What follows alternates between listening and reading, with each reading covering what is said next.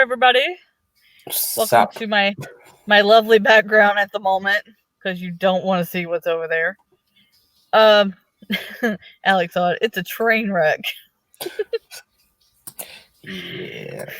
Yeah. But we're not here to talk about that. We're here to talk about Mr. A.L. Williams. We all know and love the Alec.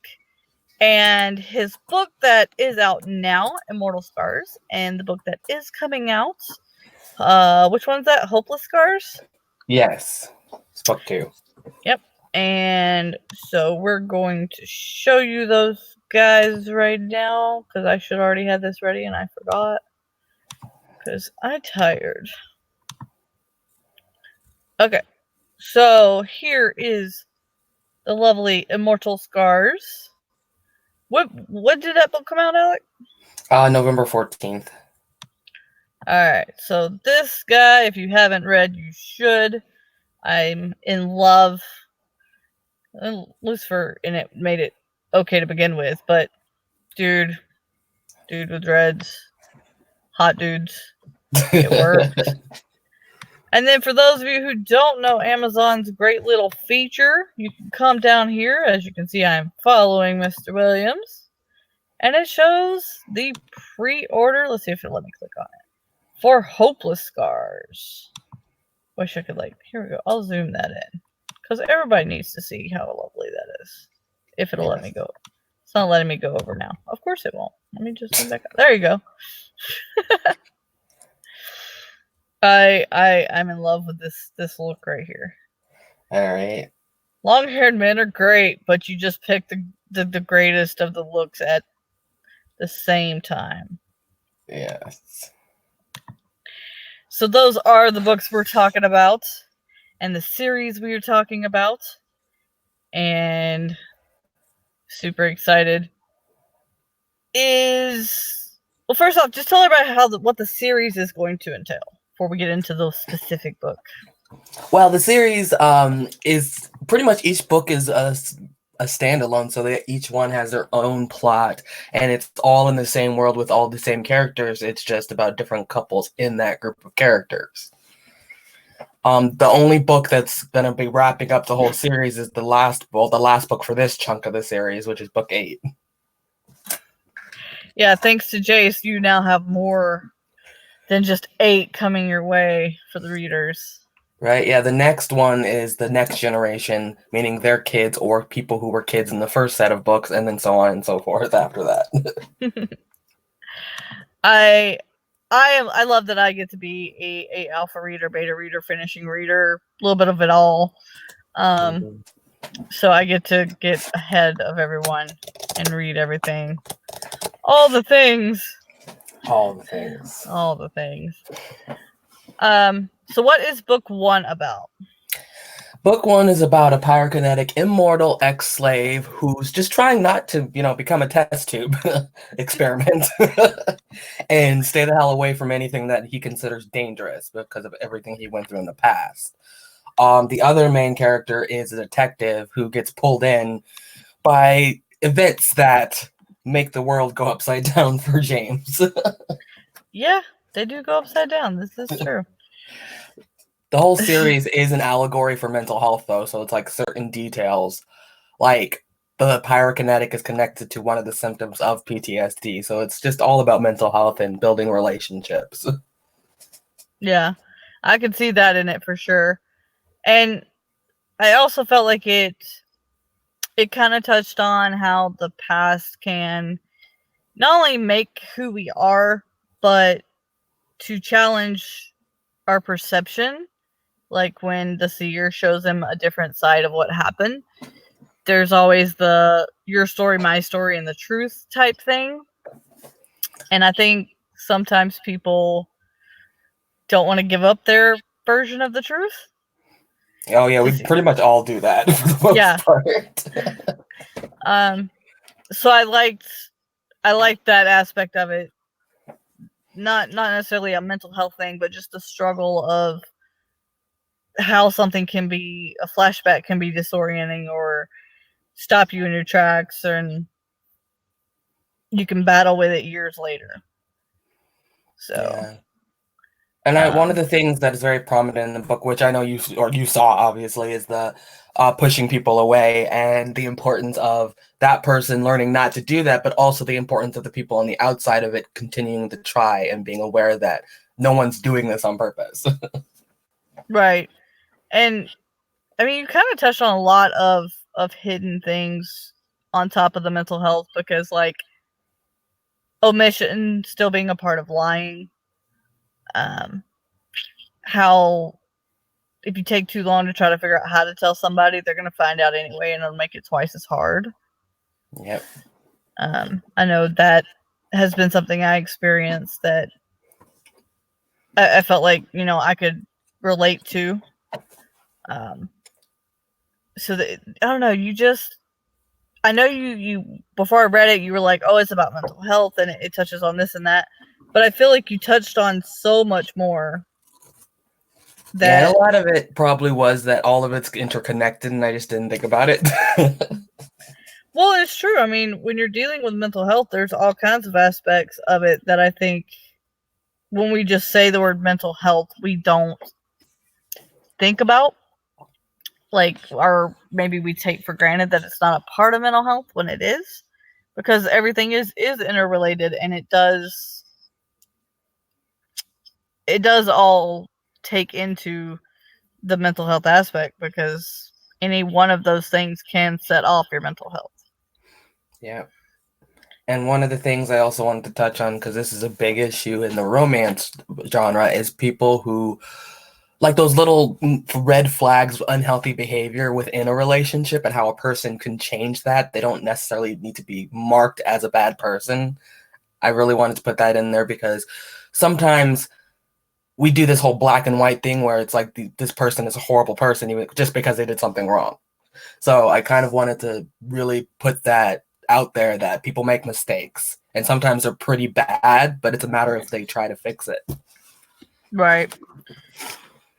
Now, I feel like anything I give away is going to be, anything I say is going to be a spoiler, because I don't know yet what might feed into the other books. But yeah, so you have Lucifer, and you have obviously his son, who's immortal. You kind of touched on the fact that he has to move on a lot,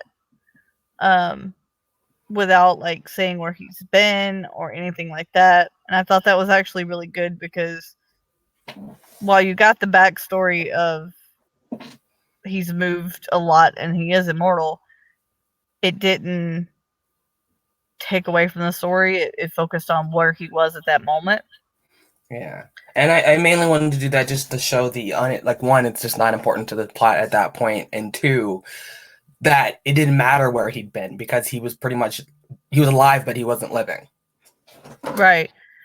And I think that was important because, like, you have Haley and Corbin and all them, and you can see that they're important parts of his life. And obviously he doesn't want to move on from them, so that means it was easier for him to have moved on before, because obviously he was just living. He was going through the motions. But I was curious not how, but I was going to say how many times he moved, but that's not what I was trying to ask. What is it that makes him have the need to move, other than, of course, age catching up with him? I think even though it's age catching up with him, it's a lot of it's just fear, because if he stays in one place too long, he gets too close and stuff happens. And a lot of us who've been through major trauma tend to run away. I know there were a few times I just up and left the state because I just couldn't do it anymore. It wasn't a healthy way to respond to things, but it's what I did. So that was definitely a self-insert of just running. Right.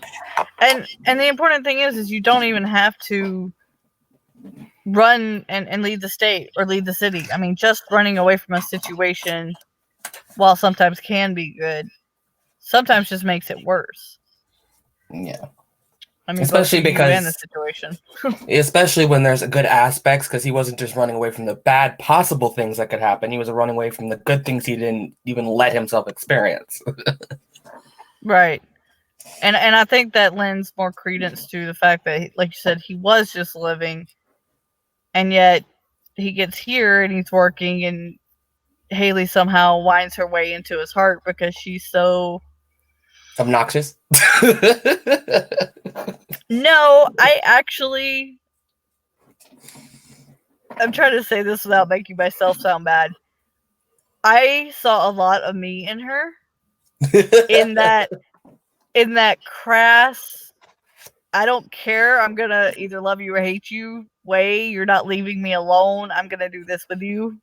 Who cares if I'm mortal and you're not way? Like, I'm gonna get on the action too, motherfucker. Like, no.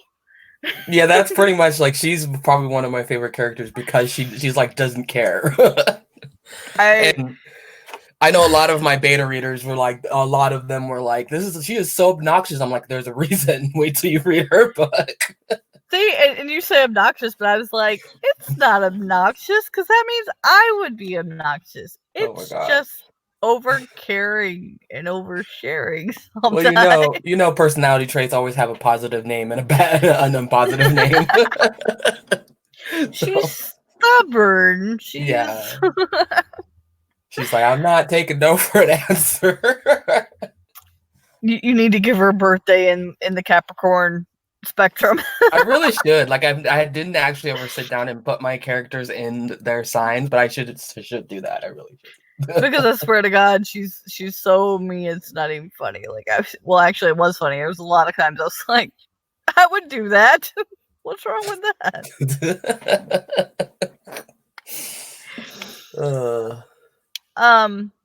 Did you have any problems with any readers, beta or otherwise, since it's been out, with the Gabriel and the non-binary issue? Oh yeah, actually one of the people who beta read, who funny thing was a professional editor, I don't know why they didn't know this, but told me to call Gabriel it because it was too confusing. And I'm like, I said they were non-binary in the book. See, and that's, you had said that before, but like when I read it, the explanation is right there in the beginning. Yeah. So from then on, you know what they're talking about. I at no point was confused.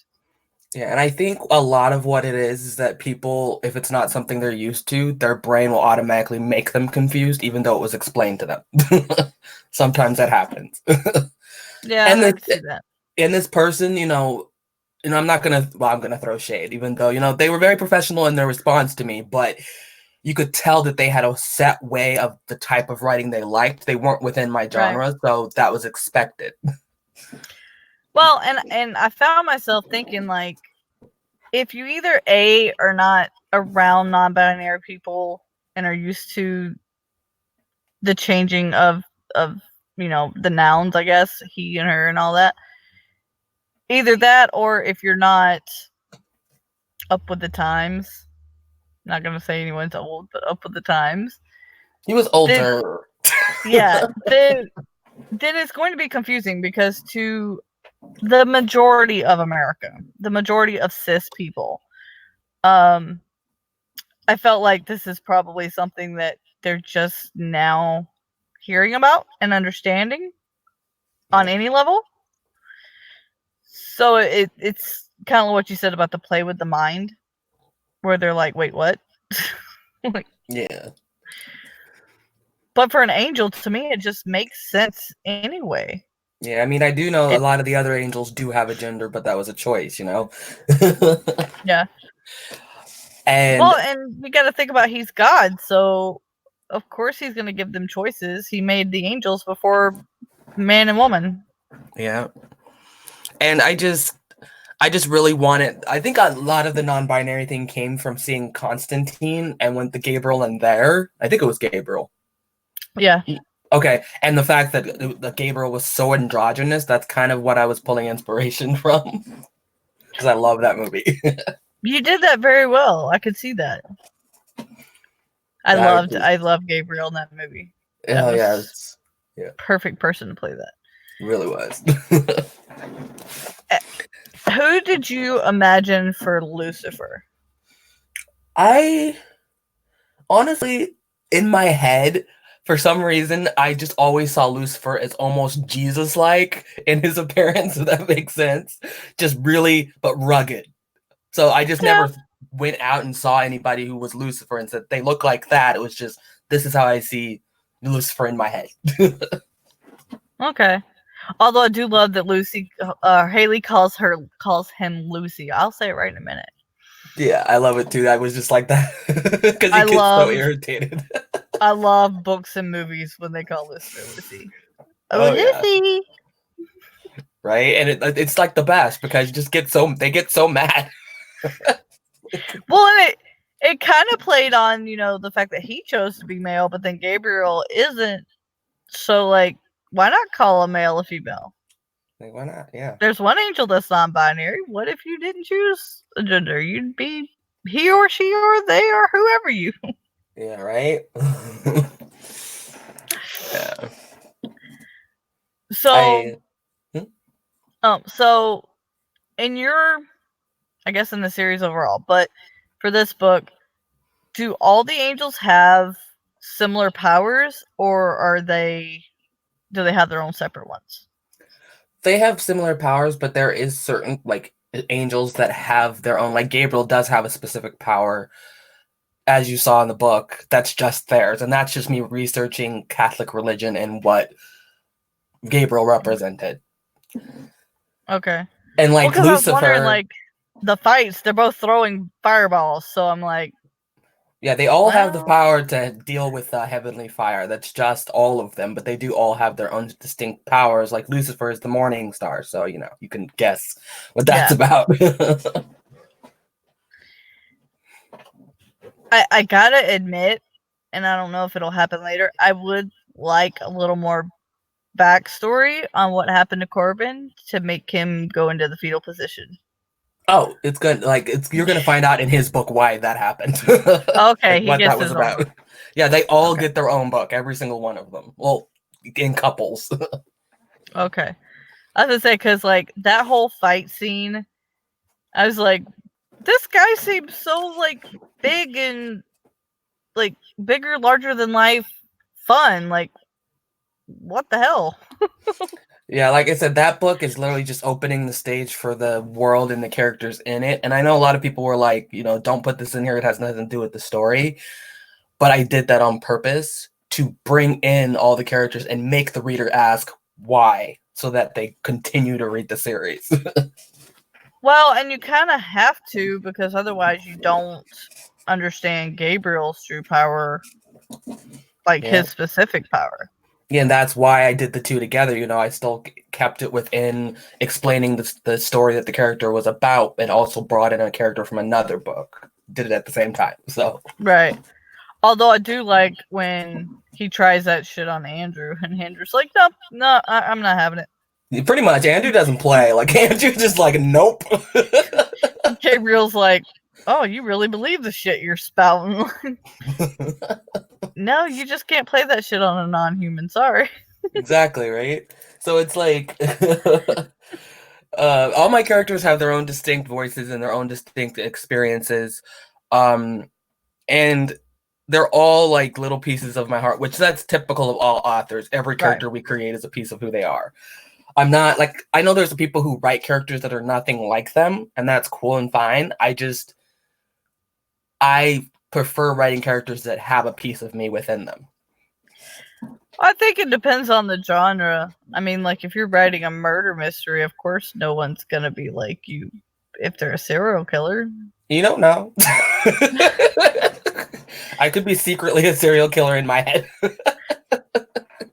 I forget what stream it was on. I think it was Samara that said there was somebody that used to write murder mysteries or whatever, and they dreamed about killing their spouse for years, and turns out they actually did. Oh, wow.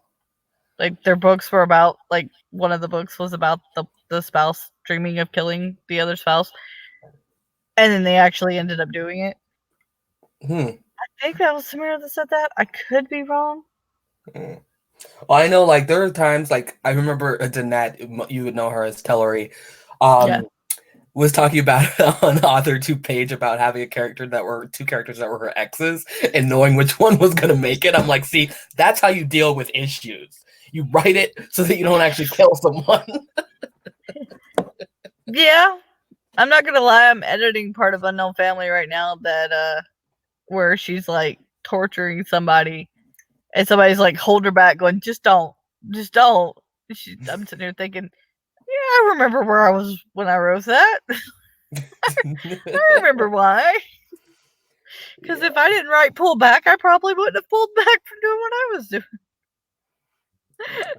We all write little pieces of ourselves. I don't care what you write into your stuff. I don't know if people actually picked up on it. I mean, if they didn't, then, it happens. But James and Gabriel are a lot more similar than people would expect, just a different way of expressing the same issue. Right. And yeah, and I don't want to give that away because I felt like that was when they did that flashback and you saw that, you're like, this motherfucker. Right? You're getting mad at this person, but then you're just a fucking pissed off sibling. It's so true, and that's the sad part is that we get so petty when we get in our feelings. Okay, we get so freaking petty. Only difference between Gabriel and a human is the fact that he's got power to do something about it, and a human's just like, you asshole, let me either beat you up or go away. Right, and it's just Gabriel's got so many issues, which Gabriel's gonna have a redemption arc, so it's all good. It's all good. I know, you've seriously got me wondering, because God just took him away, and it's like, I was doing something here. It's the end, I was beating his ass, thanks.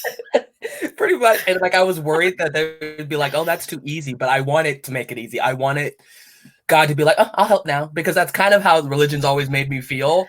God just like, oh, no, you take care of it. Okay, I'll step in now. Yeah, he's like, I don't step in with my children, and then he tells you that, and then you're like, but you fucking just did. He's like, seriously, God is the emotional whiplash, okay? I finally had the upper hand, damn it. It's like, oh, no, it's my turn now.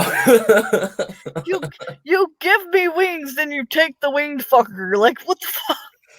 Really? It's like giving you a magnifying glass and then taking the fucking ants. Like, I was gonna have fun with that. Right? And that's pretty much, I swear, what I think of God for most religions. Like, he's just like that. I seriously thought about doing that with my gods, but I want, like I said, because I'm trying to stick so close to the actual stories, I'm like, we'll explore that later down the line. Let's just stick to the stories now while I'm on the Greek parts of the stories, because book 4 it explores other religions or other pantheons. But so whose book is next? Lucifer and Adam, which Adam, you saw him for a split second. But if James and Andrew are going to be together, then oh yeah, the end. Gotcha. Never mind. That's just gonna piss Gaby off even worse. Maybe. Be like, you took this bitch away from me, but then he didn't even like her anyway. What? And then he gets him? What?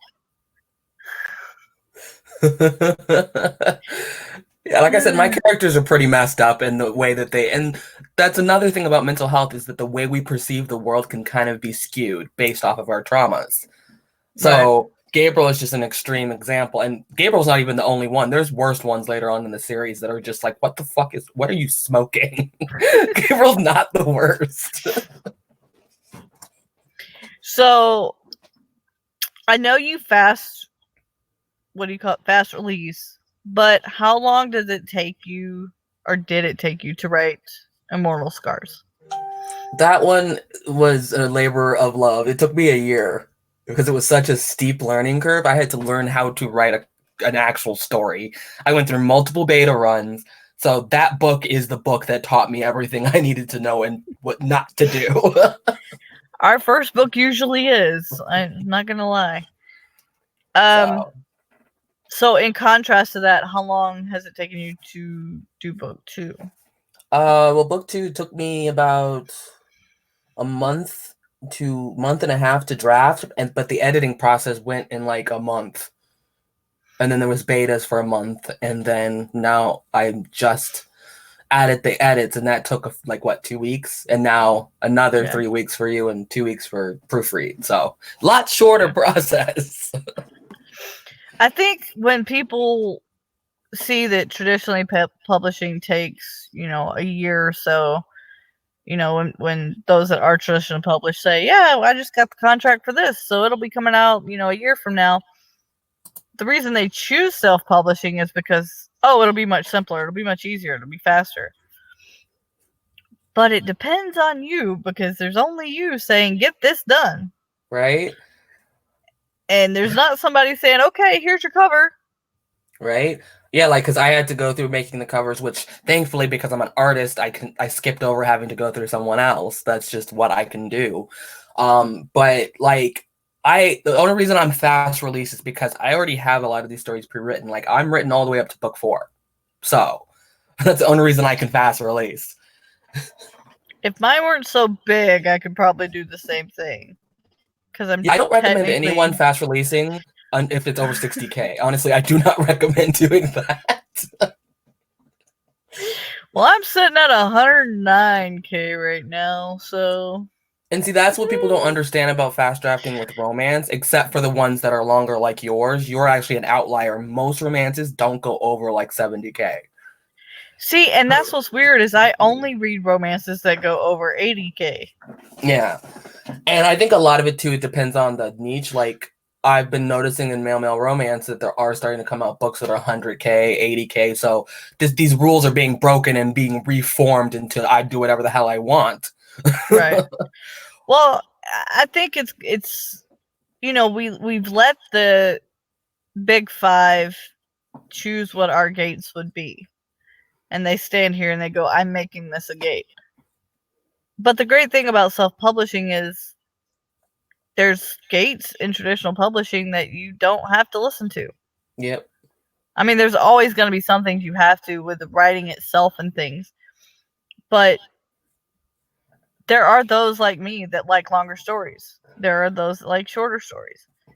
So as long as you're writing in the right niche that there are those out there, then you're fine. Yeah. I mean, you wouldn't expect an epic fantasy to be 50K. Right. And see, that's the thing is book 8 is at least I'm planning it out in my head because I don't know actually what the plot is yet. I just know pieces of the plot. But like, that book's going to be longer because it's bringing in the other 7 books and refreshing what's just happened in the previous books. So it might hit 100K. Yeah. And that's the thing. I mean, people think, oh, well, I'll do shorter books and I'll make it a box set and all this. But if you don't need to and you're not intent on fast drafting, then it's better to make the story better and it take longer than to like get it out there and it be crap. Right. And I mean, it just really depends on you because at the end of the day, you as the author and also your beta readers and alpha readers are the ones to determine whether it's ready or not. But there's always going to be someone out there who's going to say, this wasn't ready. Like, you know how many times on my book and even other people's books, they said, this book needs a proofreader or this book needs a beta. And it's like, they did go through that. They just missed things. That happens. Right. Yeah. We're all human. I mean, everybody repeats a word. Yeah, or, maybe it's just not your cup of tea as far as writing goes. It has nothing to do with it. If it went through those processes, it's just not your cup of tea. But people tend to forget that. Like, one of my author friends, because I have a bunch of male romance authors, posted a photo of someone saying, I expect this book to be this way, this way, this way, and it hasn't even been released yet. And this person actually expected the author to write the book the way they demanded in the review of a book that had not been released. This is how bad it gets. If you want it that bad, write it yourself or be their ghostwriter. Right? And that's why I had to teach myself, even though with one of the reviews I got that was extremely cruel, that I need to take it with a grain of salt because I can't make everybody happy. I was just gonna say that is, I haven't had any reviews on my book yet on Amazon or anything, so I can't say that I've had, to deal with that. But what do you do? Do you look at the reviews as they come in, or do you glance at them every now and then? I glance at them every now and then, but I try to stay as far away from them as possible, just because if it comes in, because with the one that's on there, which everybody could see if they go, it was so freaking harsh that it literally, I had to take a step back because it was that harsh, and I had to pick out the parts of it that were important and ignore the rest of it. But because it affected me so strongly, I have to not look at them, at least until I'm more into this and have gotten used to having the reviews. Right. And then I, as an author, I want other people who are authors to not be ashamed of that. If you can't look at reviews, that doesn't make you any less of an author. It's just take care of your own mental health. Don't let other people steer your mental health. Right.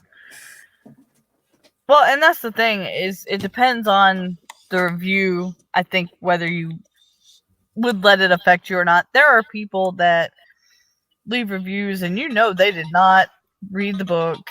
They just left a stupid review.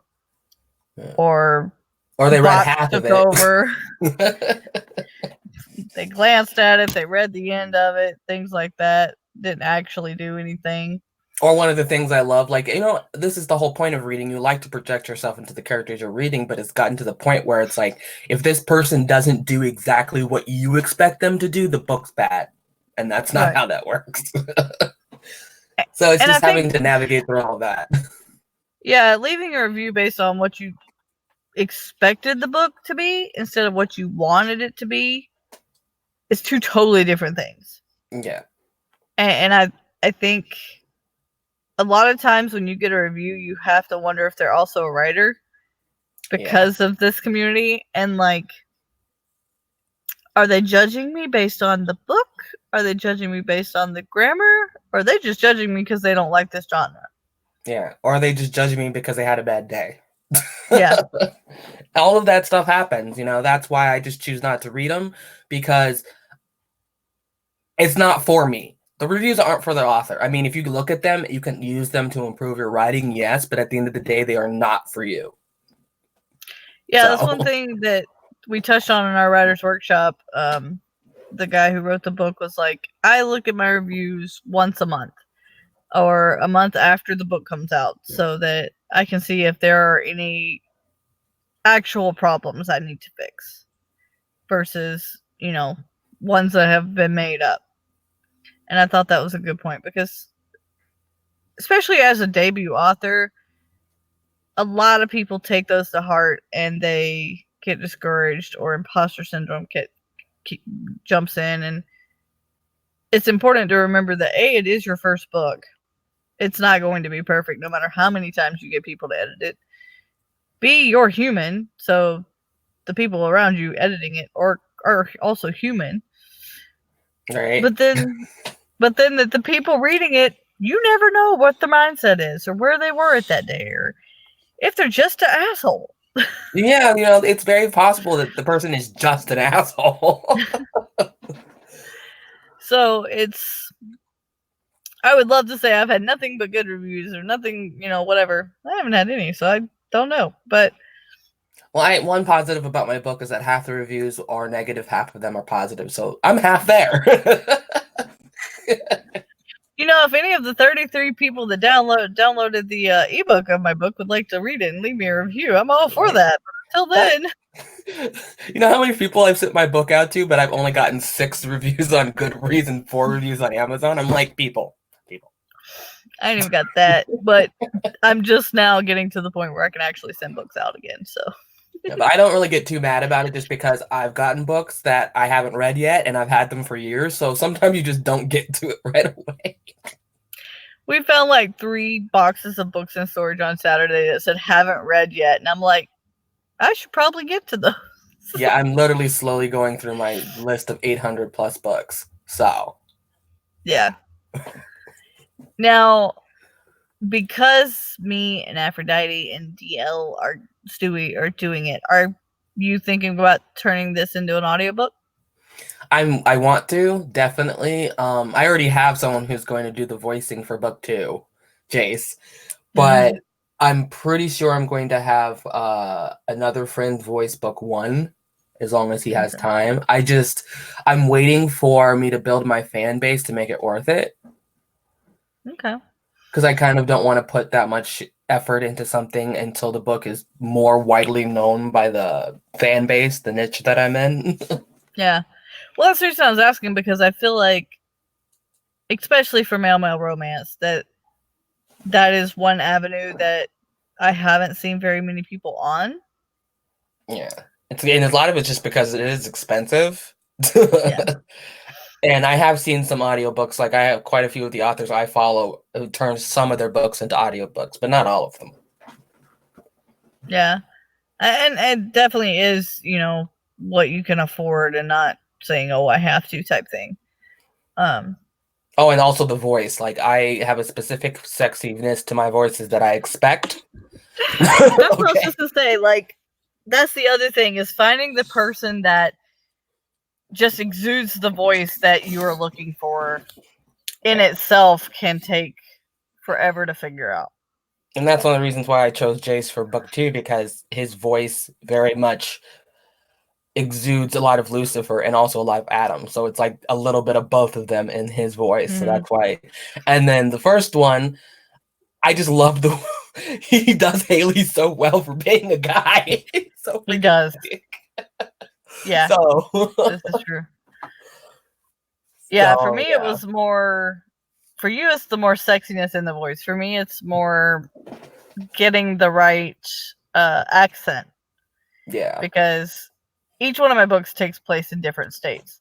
So I want that different twang. I want that different enunciations, things like that. So I think that also is something you have to think about when you're looking. I mean, technically Andrew has a bit of an accent and it only slips out sometimes, but trying to find a Haitian man would be very hard. So he's got that Haitian French Cajun. I'll say that right in a minute. Holy crap. Say that 5 times fast. Anyway, Meadow's on there.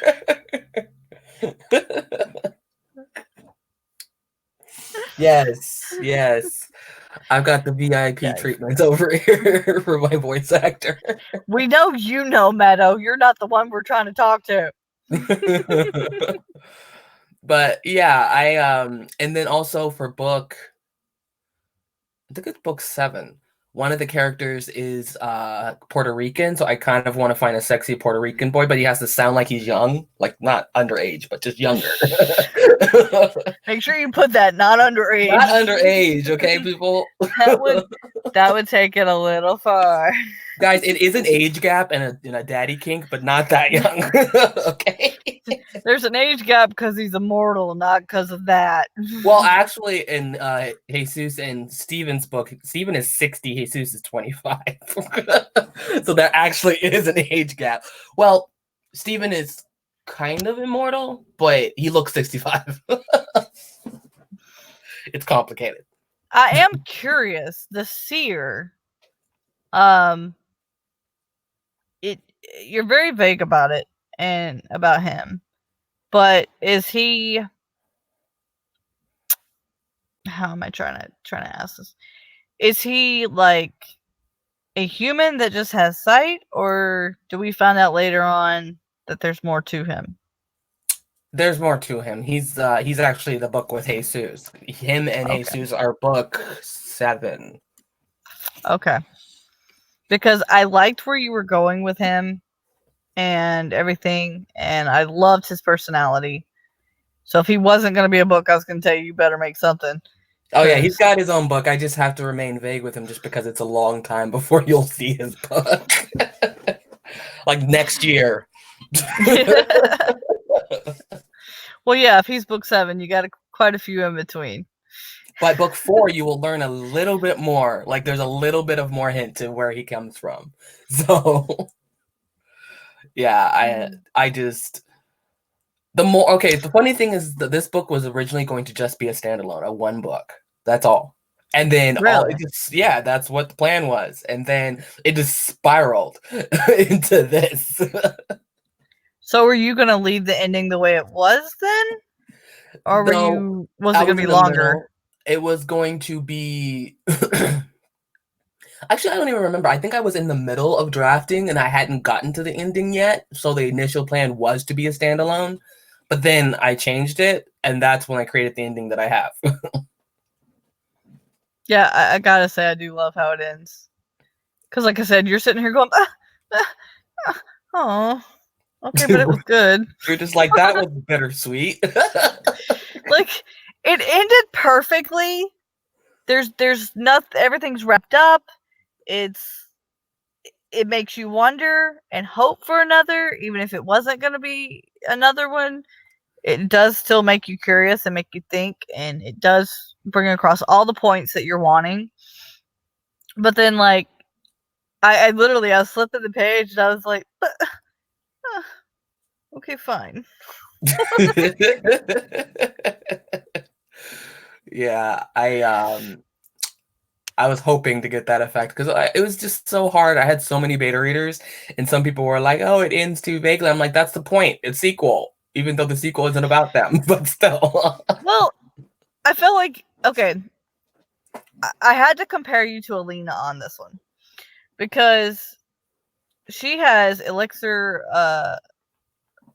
Flight that, I don't know, I said that wrong. I think it's Flight of the Elixir. I don't know, whatever. Her one of her series, she's only got 2 of the books out, and each one ends in like the most perfect let down but still satisfied way. And she was saying the same thing, that a lot of people were let down. They're like, but I want more. And she goes, that's the point of the next book. And they were like, well, you left me on a cliffhanger. Not technically. You wrapped everything up. It was a wonderful story. And it still left you with a, I want more. Yeah. Not because you want more of the same people, or not more because it ended badly, but all of that together. It ended great. It left you on a semi cliffhanger, but all your questions were technically still answered. And there's so many ways you could go. Even if you didn't write a book with each person's story, you could take this book and still go on with it. Yeah.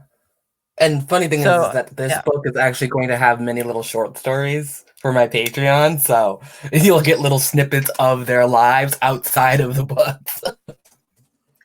I thought about that for Unknown Love on my Patreon. Once I get done editing Unknown Family, I'm going to put little like diary type snippets of their lives post book. Yeah. Since not every book takes place, not every book is going to be in order, because like technically book 2 happens before book 1, but there's only like a paragraph to let you know that if you have read book 1. So I think that's cool to tie into your readers and keep your fan base going and give you ideas of the characters before the next book. But like I said, I think the way you ended it obviously could have been worse. You could have left it on a straight cliffhanger, but I wasn't pissed that I wanted more. I was just like pouty little child. I was like, fine. But from a writer standpoint, it was perfect. But from a reader standpoint, I'm just like, if there was a puddle of water, I'd hit it. Like, fine. My thing is, I can't wait till book 8 when you realize something that was in all of the books that's reoccurring, but you won't notice it because it's not important. That's the part I'm looking forward to. See, and you keep talking about Easter eggs in each one, and I'm like, so the whole time I was reading it, I was like, could this be something? Could this be something? I'm like picking up imaginary eggs, going, I wonder. But I haven't read the other books, so I don't know yet. Yeah, well, that's the thing is that as you get further in the series, you'll probably start seeing something that keeps happening, but it takes a while. I can't wait till that book because it's gonna just be like so satisfying. Well, and I feel bad. Like I can honestly say in my books, there are not Easter eggs for things that are going to happen later like that. There are just reference points to make you give you a little bit more info on the book that is attached to. Because like Unknown Family with that paragraph that tells you that basically gives you its timeline of the series, even though it's book 2, like there's no Easter egg in that she's there. The Easter egg is how she became there. So then, like, that's never mentioned in book 1. So if you read book 2, you're like, son of a bitch. Okay, fine. Oh, wait till you. Oh god, there's like this Easter egg that's like my favorite, and I can't tell you guys because obviously I want you to be like, what? But it's an obvious Easter egg without being an obvious Easter egg. It's So in it's your just face, sitting there but green in the grass. You see it, but you're like, yeah, no, I'm good. yeah, like it's great. And the funny thing is, I didn't come up with this until like maybe 3/4 the way through the book, and I was just like, I had laid out the groundwork for it without any plan that that's where it was gonna go. Isn't that the best times? You're like, this would be great, but then, well, no, I ain't gotta change shit. Pretty much. Look, I don't gotta Words change together. nothing. Were there? I guess that would be an unintentional Easter egg you found, but were there any that like maybe you planned on putting that didn't work out for book 1 that you may have to move around? Um, Honestly, I don't even remember. That book process of creating it was so long that I don't. It's a lot of it's a blur of what happened. It was a lot of like Going Frankensteining and erasing and oh my goodness. okay, so with that being said, looking at it now versus when it was happening, was there any point that you can see now where you should have been like, what am I doing or where am I going with this? Was there any point where I was saying, where am I going with this? Because you said it was a Yeah, Frankenstein, so like I don't know how much of it you already had plotted out versus how I know I you do it now. had I didn't have a whole lot of it plotted out. I had the bare bones figured out, and I honestly did not know how it was gonna end. Like that ending was last minute, and I didn't know Gabriel very well because Gabriel is very apathetic and lethargic without personality. So Right. Gabriel was really hard to figure out, and I knew Andrew and I knew the romance. The romance I knew immediately. It was the rest of the story I had to figure out that I was Oh unsure. yeah, that's the easiest part. You're like, this person's gonna be with this person, but I don't know how. And it's also like you already knew what was going to cause them to break, what was going to cause them to put a strain on them being together. Right. And that's probably because I've read so many romances that it's ingrained in the way that I think. But the True. paranormal, even though I've read a bunch, reading them and knowing how to put them together are two very different things. Yeah, that was my problem with book 1 was there was no way to separate the two love stories because they intermingled to create this book and create this the main characters happening. So like you're like, okay, well how far do I really want to get into this? Like how much of the paranormal do I really want to add into this and how much do I really want it to be a romance? Like it's a very fine line, I feel. Yeah. And that's why I was going for exactly half. I didn't want one to be more important than the other. Right. And I feel like instead of it being paranormal with romance, you did a very good idea. A very good thing of I guess building the paranormal around the romance. So like it Yeah. would have been a good story really and truly without any of the paranormal. Like you could have turned Yeah. Gabriel into a normal person, just set on revenge and everybody else. Yeah. And I And that's think the thing that's I what love makes about it is it could have, I mean, I would have had to add more to the paranormal aspect, but I could have also taken right. the romance out of it. But yeah, I think to me that's what makes the best paranormal romance, because if you can take the paranormal out or you can take the romance out and it's still a very good book, obviously there'll be parts missing, but and it's still a really good plot and a really good book, then you've done it. If you can Yeah. take one part or the other out and it doesn't make sense, then you've kind of lost something in there. Yeah. Then it And becomes that's one what more. and that's why I love paranormal romance so much, because it's got like contemporary romance is okay, but I love paranormal because it is so the weaving of the story together to make it all seem like it was supposed to be together, but could also be separated is very hard. But once you do it, it's satisfying. Right. And I think the difference between the paranormal and like the contemporary is that's one of the reasons I love writing the paranormal, is because it heightens everything that a normal contemporary would have, and it just takes it on such a wild ride that you never could in the real world, and it enhances every emotion, every flaw, every Yeah. problem you could see, and gives you more openness to expand upon that. Plus, So I'm it definitely makes you have to read between the lines a lot of times too.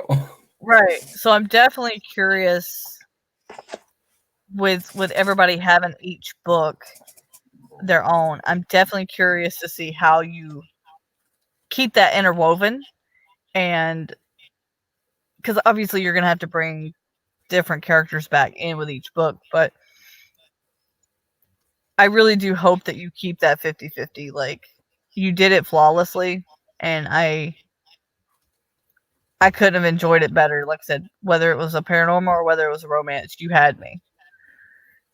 So And I'm pretty much all the books after that are going with that same feel. Obviously, I'm going to be improved as a writer, but that's what I want. I want them to be weaved together flawlessly. and hi Persephone. Hi. Trying to think of anything else I haven't asked because I don't want to give too much away. My favorite part of the entire thing was putting in characters that you don't even acknowledge as important characters. like if they don't show up within the next two books, they're in the book, but they're not important. Yeah, So, but you pretty much had everybody that was important in this book. There wasn't really anybody that wasn't. well, I meant like characters that show up, like anyone who was named. If there was someone who was named and not necessarily important, they get their own book. Okay, gotcha. So, is there anything, I guess, as the writer, that you're looking forward to seeing what the reader gets from out of the book or the series? Well, I know from the series, I can't wait till they see all of the threads through the first seven. I mean, they can be read as standalones. You don't have to read all of them. Book eight's going to refresh on what happened on the previous seven. But for the people who do start from the beginning and go all the way through, I can't wait to see their reaction to the neat, like, the conclusion of this chunk. Like, that's what I'm looking forward to. Okay, so what would be uh your say your best review? You get it. What would be the one thing you would want somebody to say? I would want someone to relate to the mental health struggles in my book. That is the part that was the most important to me. Take away everything else, even the romance, even the sex scenes, the mental health struggles. Now, are you going to keep the overall mental health struggle throughout the series, or are you going to look at like different aspects of trauma or anything else?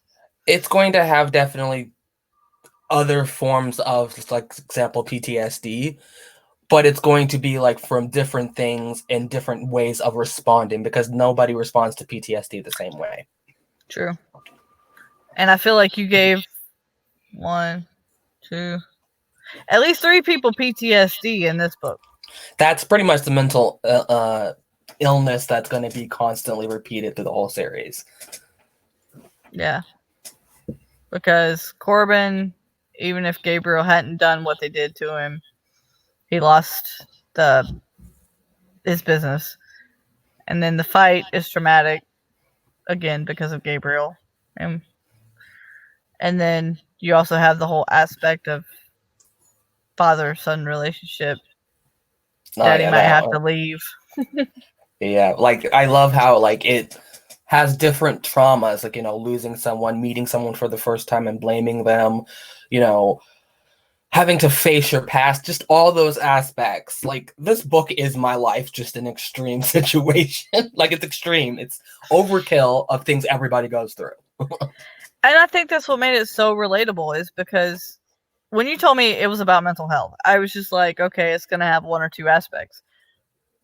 But each character has their own different mental issue, and then more are created by what happens. Yeah. So there's so many aspects of mental health that I think you touch on in this one book that going forward in the series, you could honestly touch on anything and it would all be relatable to just about anybody. Yeah, and that's the thing with me that I try to put out there, especially in the romance genre. A lot of people who are neurotypical will usually be like, well, this is not how people respond to things, or this is not how you're supposed to have a healthy relationship. And they're right. But people with mental struggles are not going to react the same way. They're going to make more mistakes in a relationship, but that doesn't mean that they don't have a right to be in a healthy relationship. It just takes more work. Yeah, and like you said, everybody deals with it differently. So if you've got one person in a relationship that has a mental issue, then it's hard enough. If you've got 2, depending on the severity of each, it can make the relationship harder and even tumultuous. But as long as it's addressed and done correctly, I think it's still workable. Yeah, and that's a lot of what I was trying to do too, because the mental illness isn't necessarily a solitary struggle by itself. Like it is, but it's not the only thing. It's also how it affects your interpersonal relationships. That's usually when you start realizing you need to fix it, is when it starts affecting the people around you. And then when you just have people like Haley / me that go, "What the fuck did you just do? Go fix it." Yeah, pretty much. Give you a denozo, pop you on top of the head. Get out of here and go fix that. Yeah, and the funny thing is I also wanted to touch on the hypocrisy of people because it's easier to fix other people's problems than your own. Because Haley's got her own problems she needs to deal with. The hypocrisy is wonderful. Like I said, I might have read a little bit too much of myself into Haley.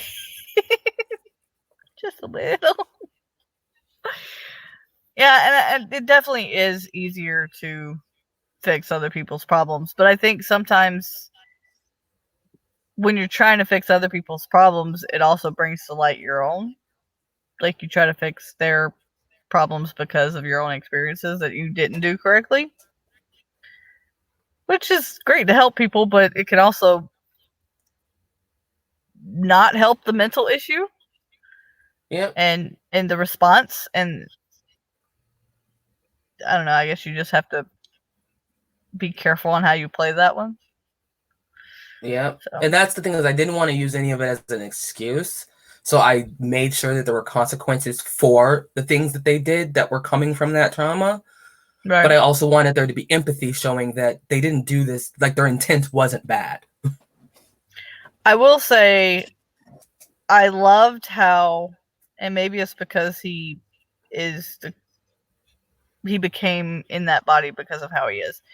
But I do like how Andrew didn't judge when he saw the knife. Like, he didn't judge. He's just, I'm here. You need me. you know, and he gave James his own time and space to make that decision. So, been there, done that. Didn't have somebody do that. So, I like that you didn't. While you're showing all these different aspects and issues of people, you had somebody that understood and was caring, because of his years. But when you have two very immortal beings, it's nice to have one be reassuring of the other. And that's honestly, Andrew represents the person I want to be and also the person I want to be with. Like, he is the ideal of, like, still flawed, but supportive. He Right. just represents that unending support and always that presence that you want in your life. Even if you're struggling through your problems, that person is always there and will let you make the choice to come back or not. Right. Dana said something I want to pose to you then as a question. But why didn't you focus on one mental health issue instead of just mental health as a broad term in the book? Because focusing on one would put too much focus on what's wrong with this person, this one person, and that's not how reality works. Everybody struggles with their own stuff. Majority of people with mental illness attract other people with mental illness. That's just the way it is. The people around me, nobody is neurotypical. I don't interact with people who are neurotypical.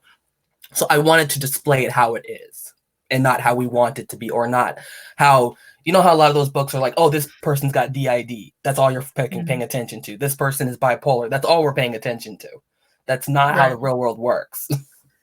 And I kind of think in this book, if you have focused on one particular issue with one particular person, it also wouldn't have made it as seamless and easy to make more books, because then you would be focusing on one person versus one couple and the overarching series as a whole. But then it would also be taking away, I feel like, from the story, because you're getting to know all these characters even though it is two people's story. And if you were to focus on the one thing, I feel like it would take away from the 50-50 beautiful parts of the story. Yeah. And that's kind of what I wanted to do. I wanted, like, each character adds their own thing to the story. Each person's issues, those issues also have positives about them. Haley's issues, her issues of being too forward sometimes, bossy, not taking no for an answer, that's a quality that not necessarily everyone wants to deal with, but it also helps James face his problems. So there's a positive behind that attitude. So all of their issues are helping each other in some way, even if they do have their negative aspects. Well, and depending on how you had wrote it, if you focus on maybe one issue, then that makes a book about the issue and not about the people in the world. And I've seen books that tried to not necessarily be specific, but talk about something so much that that's all, like you said, you can think about, instead of the characters and the story and the plot. All you focus on is that one person with DID or whatever it is. Yeah, and that's what I wanted to make these issues normal, because obviously I'm not a medical professional, but from what I know, PTSD is the most common mental illness. That one is the one, because that one is caused by life experiences. You're not born with it. So I didn't want to focus on a mental illness that can't be really coped with. You can't cope with DID. You have it. You have those voices in your head and those personalities in your head. There's no way around it. Person with schizophrenia, they have to take massive amounts of medication to quell the visions of things that they don't want to see. Those are just not culpable. They have to live with them. But with PTSD, there are ways to not do the things that are symptoms of that. And I wanted to focus on this one issue that affects everyone in their own way, but also weaves in how it affects each other, kind of like a reflection or a ripple effect. Yeah. Well, and like we said earlier, not everybody's going to be the same. So because we all us crazies attract each other. Yep. You're all going to. You could have the same mental illness, all of you, and still experience it differently. So why not make the story like the real world and everybody be suffering from different things and still somehow create that kinship and that love and that relationship and make it work. Yeah. And I mean, I've already accepted the fact that a lot of readers are not going to get it because a lot of them are neurotypical or don't acknowledge mental health because it's not normalized. You don't realize how much of a big part of the way we react to things is affected by our mental conditions. It's not taught in school. So, Right. yeah, there's going to be a lot of readers who are not going to get it. But as I always say, not throwing shade, it's on them, not me. Yeah. Very true. Well, and to your point just then, Persephone says the more we normalize and destigmatize mental health issues, the more acceptance there will be. Just like you using Gabriel being non-binary, the more it becomes a norm, the less arguing and judgment there will be. I just try to put those two words together for some reason. And that was one of the reasons why, like, one of the suggestions I'd gotten when writing book 2 was to use Gabriel's name more often.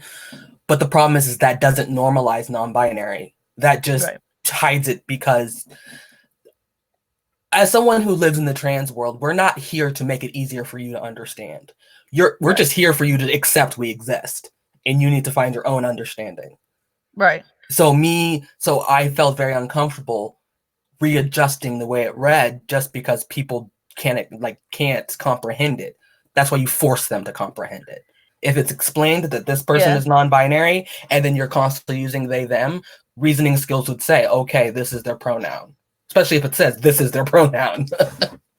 But it's up to the reader whether they absorb that information or not. And a lot of times people don't want to absorb that information because they are willful about what is and what isn't.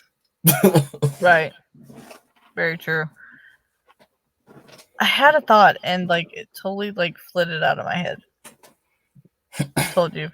It's been a day. Oh, and one of the other things I wanted to touch on that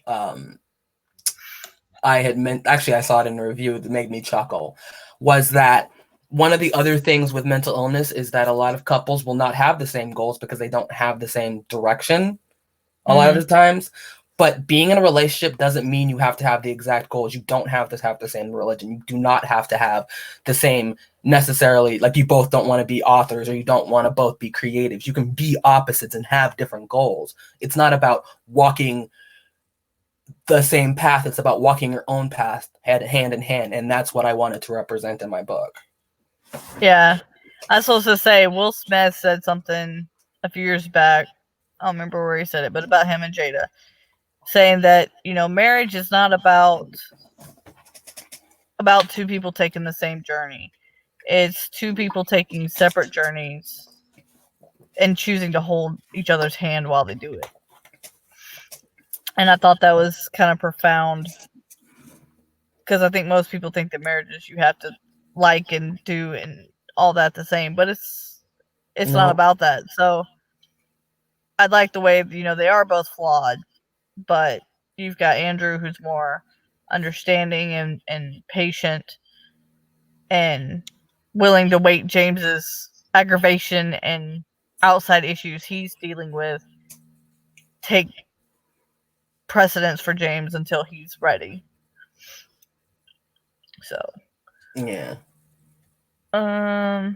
So when does Hopeless Scars come out? March 14th. That's like a week after my daughter's birthday. That's awesome. Yeah, actually, I have this thing going where all the books are released on the 14th of whatever month I'm releasing them. So. Okay, cool. All right. Is it just ebook or is it paperback as well? It should be paperback at the same time. And the only reason there wouldn't be is if there was an error in the paperback, but otherwise it should be both. All right. So you heard it here first, March 14th. Make sure you have already read book 1. Even if you haven't, pick up book 2. Dude, words. Yeah, They're because they could hard. be read as standalone, so you don't have to read book 1 to read book Yep. 2. But make sure you get them both, and that way on book 8 you get the compilation of how it all came to be. So we'll have to figure out who found the Easter eggs first in them. So, anything else you want to discuss before we leave? I'm just going to respond to Dana just to say that that's not my job or anyone else's. That's emotional labor. That's not on us. That's on the person. Our job is to tell you what it is, and you accept what it is. Nothing beyond that. But that's all. Sorry, I didn't even see that. All right. So my computer just decided to go crazy. What? Fun. I'm like, wait a minute. All right, so guys, this is the interview with A.L. Williams. I'm super happy I had him here talking about Immortal Scars and Hopeless Scars coming out soon. And I don't have anyone lined up for next month yet, but later this month we will talk to Aphrodite Lee about Shattered. We are doing a drunk review on the 17th over on Alex's channel, and then later this month I'll set up a date and time and let you know what time my interview with Aphrodite is going to be. So real quick, Persephone said, I would say it's up to the author to make a decision whether they include education in their work versus making the decision to assume a reader comes to their work educated and informed. Yeah. Yeah. Yeah, and that's the thing is like my book wasn't about educating people on LGBTQ issues. It was about mental health. So I picked and chose what I wanted to educate on. And again, my attempt in my story is to normalize certain sexualities and gender identities without having to explain them to you because Google exists. And I'm sorry for anybody that joined late. You can go back and rewatch the interview. I didn't mean to do this over Leora and Triple B stream, but life has hated me this weekend, so I wanted to get it done while I was still awake. Well, that's why rewatches exist. This is true. And there was no timers to get copyrighted on this exactly, one, so. Right? Unless you copyright my voice. Your ding better not be copyrighted. Right? All right, guys. Until next time, we will talk to you later. Bye. Bye.